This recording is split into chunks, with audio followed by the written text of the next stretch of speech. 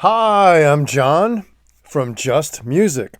Check out my other channel, John from Just Whiskey without the E.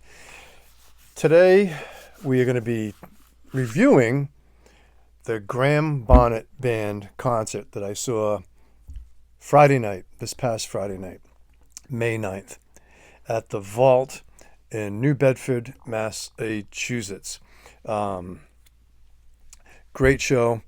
Graham is 77 years old, and he's still got the chops. The whole show was hard rock, borderline heavy metal stuff. Heavy rock the whole night, no ballads. He sang phenomenally. Highly recommend going and check them out. And if you like today's show, give it a thumbs up. Like and subscribe. All right. He played Friday night. He had a keyboard player, lead guitar player, just one guitar player who did rhythm and lead, Graham Bonnet on vocals, and his wife/girlfriend on bass. And she looks probably at least 20 years younger than him. So good for him there. They played about an hour and a half, hour and 3/4-ish, maybe a little bit longer.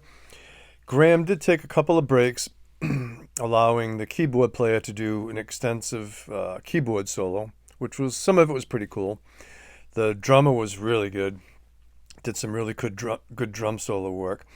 And then another break that Graham took on vocals. The band did an instrumental of the Deep Purple song called Lazy. So that was a really cool jam.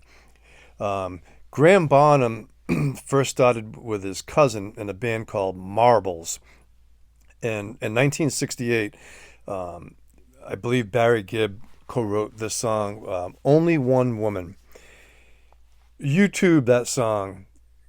Graham's vocals are incredible. Completely different style than any of his later hard rock type stuff, but boy, that guy can sing.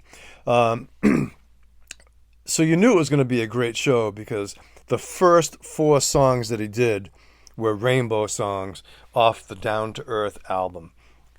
And I think the second song he did was the hit song.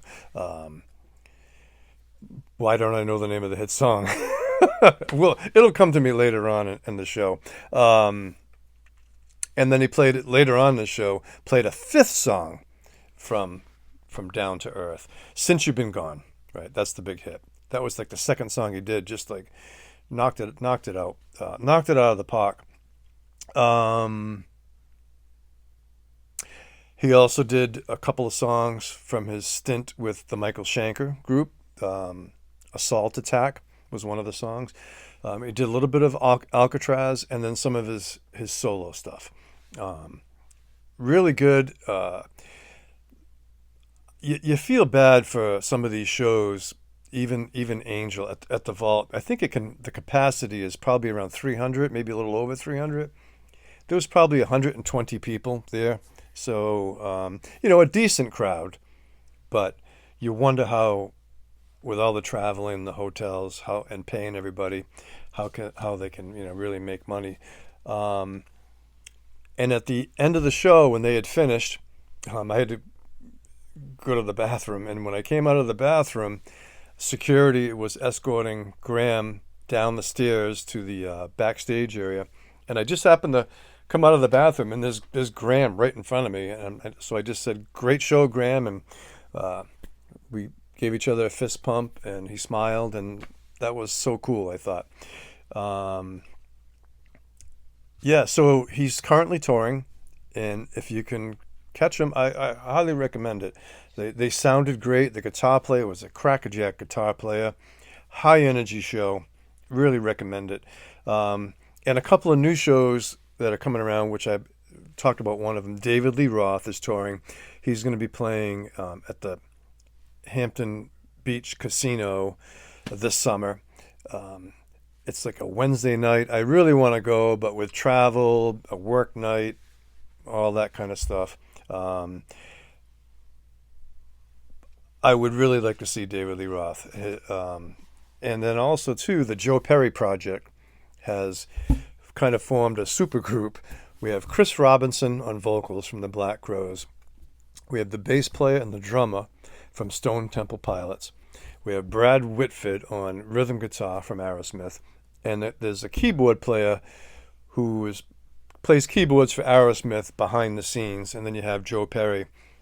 I had a ticket back in the 1980s when Joe had left Aerosmith for a short while. And it was at the Ocean State Performing Arts Center in Providence, Rhode Island. Now it's called PPAC. And Joe Perry Project was scheduled to open up for Cheap Trick. For some reason, Joe Perry, at the last minute, the Joe Perry Project, they had to cancel the show. However, later on, as an encore, Joe Perry came up with Cheap Trick on stage, and they played Day Tripper by the Beatles. So that was pretty cool. Yeah, and they're playing in Boston. Again, I think it's like on a Monday or Tuesday night in August. And who knows, maybe Steven Tyler would make a guest appearance. Who knows? That's another show that I would be interested in seeing. But back to Graham Bonnet, 77 years old. He's still got what it takes. Hell of a singer, hell of a performer.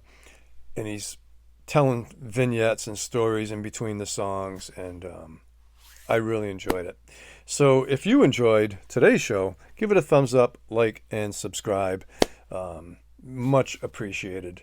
So rock on, everybody. Stay tuned for the next show.